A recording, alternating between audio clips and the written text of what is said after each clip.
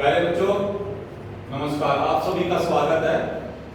आज हम फीडर व्यवसाय के एक ऐसे टॉपिक के बारे में बात करने जा रहे हैं जो कि इनडायरेक्ट मेजरिंग इंस्ट्रूमेंट के बारे में हम आज पढ़ेंगे। Indirect measuring instrument. Indirect measuring instrument के बारे में जानने से पहले सबसे पहले आपको पता होना चाहिए कि डायरेक्ट क्या है और इनडायरेक्ट क्या है। इनडायरेक्ट मेजरिंग इंस्ट्रूमेंट का मतलब है जिसमें कोई भी ग्रेजुएशन ना हो और हम उससे माप जब हम लें तो उसका माप हमें ट्रांसफर करना पड़े किसी डायरेक्ट मेजरिंग इंस्ट्रूमेंट पर। डायरेक्ट इंस्ट्रूमेंट वो मेजरिंग इंस्ट्रूमेंट है जिस पर सीधी ग्रेजुएशन होती है। उदाहरण के तौर पर आपका स्पीड रूल, जो आपका स्पीड रूल है उस पे ग्रेजुएशन बनी हुई होती है, mm में, इंच में निशान बने हुए होते हैं जिससे आप सीधी रेखा में माप ले सकते हैं। तो आज हम एक ऐसे ही टूल के बारे में आज हम बात करेंगे जो है इनडायरेक्ट मेजरिंग इंस्ट्रूमेंट। कि इनडायरेक्ट मेजरिंग इंस्ट्रूमेंट कौन कौन से हैं। आज हम दो टाइप के ऐसे टूल हैं जो इनडायरेक्ट मेजरिंग इंस्ट्रूमेंट है। उसमें से सबसे पहले फर्स्ट है आपका डिवाइडर। आप लोगों ने सभी ने फर्स्ट क्लास से लेकर और तकरीबन 12th क्लास तक आपने अपनी ज्योमेट्री बॉक्स में डिवाइडर को जाना है, लेकिन उसकी जो टेक्निकल फील्ड है उस टेक्निकल फील्ड के बारे में शायद आप इतना नहीं जान पाए हो। तो आज मैं आपको डिवाइडर के बारे में बताऊंगा। डिवाइडर क्या है? डिवाइडर एक दो टांगों वाला ऐसा औजार है जिससे हम कोई भी चाप लगा सकते हैं, किसी भी लाइन को दो भागों में बांट सकते हैं। अब हमारे पास क्वेश्चन, जब हम टेक्निकल लैंग्वेज में बात करते हैं तो हमारे पास क्वेश्चन होता है कि उसका मटेरियल क्या है। जब हम टेक्निकल फील्ड में बात करेंगे तो सबसे पहले हम उस इंस्ट्रूमेंट के मटेरियल के बारे में हमें ज्ञान होना चाहिए।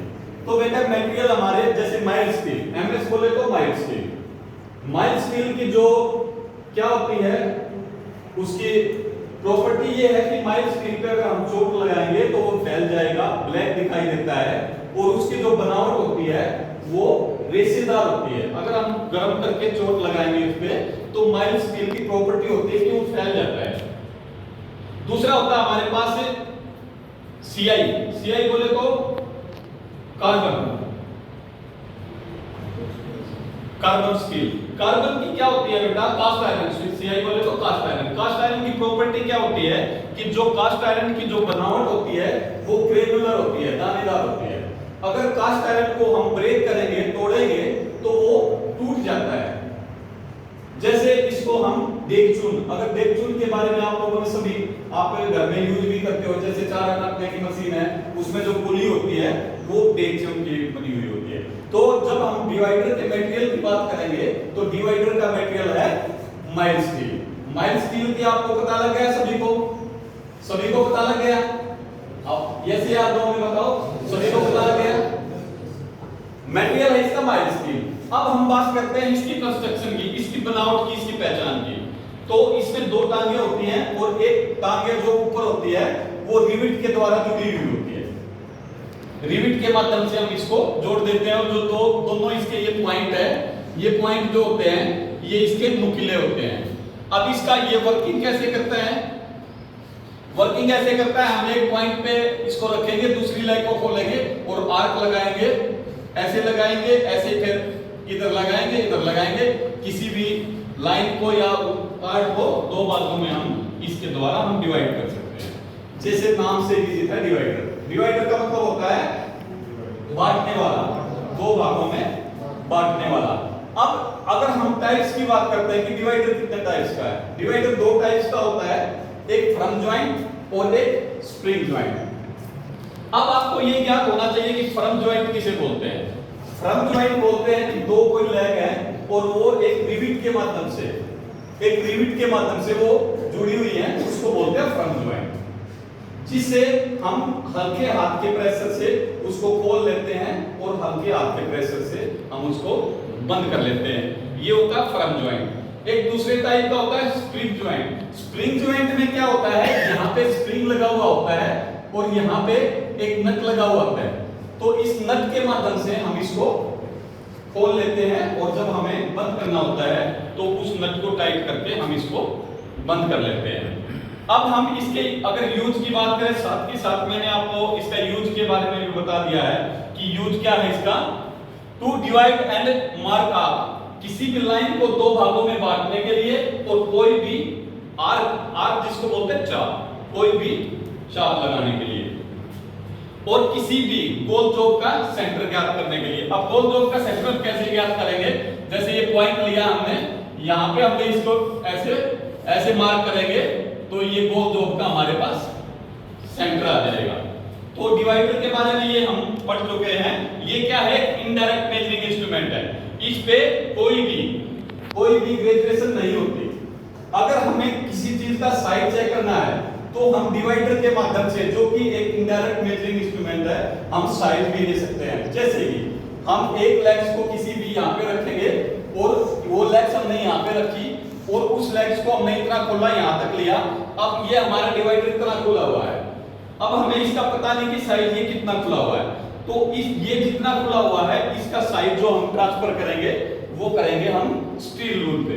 स्टील रूल पे जो भी ग्रेजुएशन आएगी वो हम नोट कर लेंगे, हमें पता लग जाएगा कि ये साइज इतना खुला हुआ है। इसी के जैसा ही दूसरा हमारा एक इनडायरेक्ट मेजरिंग इंस्ट्रूमेंट है कैलिपर्स। कैलिपर्स भी जो होते हैं वो माइल्ड स्टील के बने हुए होते हैं। उसमें भी क्या होती है, दो टांगे होती हैं, लेकिन उन दोनों टांगों का और वो जो उसके नुकीले पार्ट हैं वो किस डायरेक्शन में मुड़े हुए होते हैं, उनका अलग अलग अपना काम होता है। सबसे पहले हम बात करते हैं इसकी टाइप्स की। जो कैलिपर्स होते हैं वो तीन टाइप्स के होते हैं, इनसाइड कैलिपर, आउटसाइड कैलिपर और ओवरलैप कैलिपर। इनसाइड कैलिपर में क्या होता है, सेम वही दो टांगे होती हैं डिवाइडर के जैसे ही, लेकिन इसमें जो टांगे की जो नुकीला पोर्शन है, जो बिल्कुल लेग्स का नीचे वाला पॉइंट होता है, और जो नुकीला पोर्शन है वो बाहर की ओर मुड़ा हुआ होता है। वो इसलिए मुड़ा हुआ होता है, कोई भी जो स्लॉट होती है, मान लिया ये स्लॉट है, हमें इसका अंदरूनी यहाँ का हमें साइज लेना होता है, साइज लेना है। कोई भी स्लॉट है या कोई ब्लाइंड होल है तो हमें उसका साइज लेना है, हम डायरेक्ट साइज नहीं ले सकते। तो इनडायरेक्ट मेजरिंग जो हमारा इंस्ट्रूमेंट है पोर्टलैग कैलिपर, उसमें दोनों लेग्स इसकी जो बाहर की ओर मुड़ी हुई होती हैं, उसमें दोनों लेग्स के सिरों को इसके सरफेस से हम टच करेंगे और उसको बाहर निकाल लेंगे, और जो जितना भी वो साइज है, जितना भी खुला हुआ है, उसको हम स्टील रूल पे ट्रांसफर कर लेंगे। हमारे पास स्लॉट का, किसी भी स्लॉट का साइज आ जाएगा। अब सेकंड है आउटसाइड कैलिपर। जैसे कि इसके नाम से ही विदित है, outside caliper. Outside caliper means बाहरी माप लेने के लिए, किसी भी गोल चौक का या छड़ का, कोई भी अगर हमें बाहरी सरफेस का माप लेना होता है तो वो हम आउटसाइड कैलिपर से लेते हैं। फॉर एग्जांपल कैसे, अब ये कोई राउंड वो है, इसका हमें यहां से और यहां का ये बाहरी अगर हमें साइज लेना है तो हम क्या करेंगे, आउटसाइड कैलिपर की जो दोनों टांगे होती हैं वो ऐसे मटके के आकार के ऐसे अंदर की ओर मुड़ी हुई होती हैं। हम इसकी टांगों को ऐसे खोलेंगे और दोनों टांगों को टच करेंगे और हम जितना भी वो खुला हुआ है उसका साइज हम स्टील रूल पे ट्रांसफर कर लेंगे, हमारे पास साइज आ जाएगा। तीसरा और सबसे इंपॉर्टेंट है हमारे पास ओड लाइन कैलिपर, जिसको हम लंगड़ा कैलिपर के नाम से भी जानते हैं, और इसका जो दूसरा नाम है वो जेनी कैलिपर है, और इसको हम हर्माफ्रोडाइट कैलिपर के नाम से भी जानते हैं। इसकी अगर हम पहचान की बात करें, बनावट की बात करें, तो इसमें जो एक लेग्स होती है वो बिल्कुल सीधी होती है और इसकी नुकीली होती है, और जो दूसरी लेग होती है वो अंदर की ओर मुड़ी हुई होती है। अब ये इसकी जरूरत हमें क्यों पड़ी, क्योंकि किसी भी गोल चौक का सेंटर ज्ञात करने के लिए, किसी गोल चौक का सेंटर ज्ञात करने के लिए हम क्या करेंगे, ये जो मुड़ी हुई टांग है इसको कहीं पे भी साइड में लगाएंगे, टच करेंगे, और जो इसकी नुकीली है उसको यहाँ ऐसे मार्क करेंगे, ऐसे दोनों तीनों साइड से मार्क करेंगे, हमारे पास गोल चौक का सेंटर आ जाएगा। ये इसकी प्रॉपर्टीज है, पहचान है, यूज है। हमें अगर इसकी बात करें, सावधानियों की बात करें, तो हमें इनको, जो हमारे इंडियन मेजरिंग इंस्ट्रूमेंट है, जो एक मापने वाले औजार हैं, इनको कभी भी हैमर वगैरह आदि के लिए हमें प्रयोग नहीं करना चाहिए, और काम करने से पहले और काम करने के बाद हमें अच्छी प्रकार से इनको साफ करके रखना चाहिए। तो मेरे को आशा है कि आज जो हमने अपने दो इनडायरेक्ट मेजरिंग इंस्ट्रूमेंट के बारे में पढ़ा है, जाना है, डिवाइडर के बारे में और कैलिपर्स के बारे में, मेरे को पूरी उम्मीद है कि आप आपको ये अच्छी प्रकार से समझ में आ गया होगा। तो देखते हैं, आइए एवल्यूएशन करते हैं कि किसने हमने इसमें कितना सीखा है या हम कितना जान पाए हैं। अगर आप इसमें कोई क्वेश्चन है तो वो भी आप मेरे से अपना हैंड अरेंज करके हमारे से पूछ सकता है। तो सबसे मेरा क्वेश्चन है कि जो इनसाइड कैलिपर है उसकी टांग बाहर की ओर क्यों मुड़ी हुई होती है और उससे हम कौन सा माप लेते हैं। तो जिस बच्चे को है वो हाथ खड़ा कर लेगा।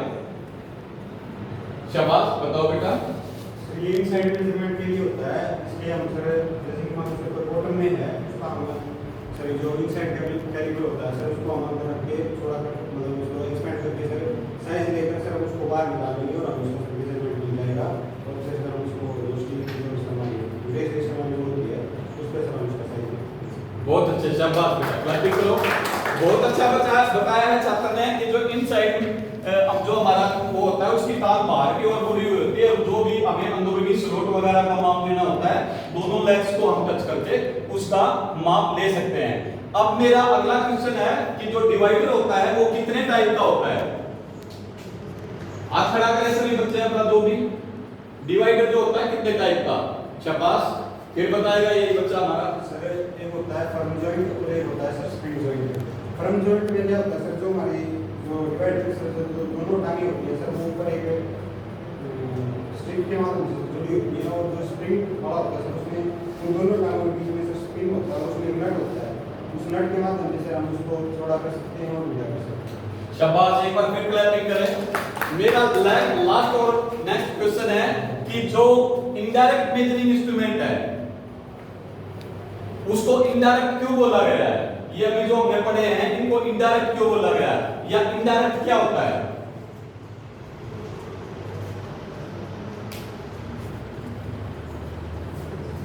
क्वेश्चन को पास करते हैं। नेक्स्ट मेरा क्वेश्चन है कि जो डिवाइडर होता है और जो कैलिपर होता है वो अधिकतर कौन से मटेरियल के बनाए जाते हैं।